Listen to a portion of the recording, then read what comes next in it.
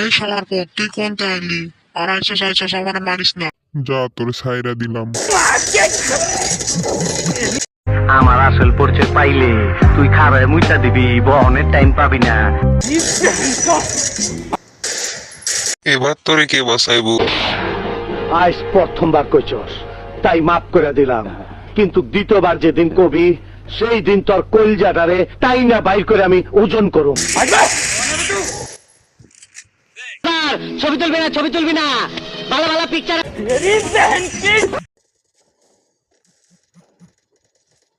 এই শালার পর তুই কোনটা আইলি?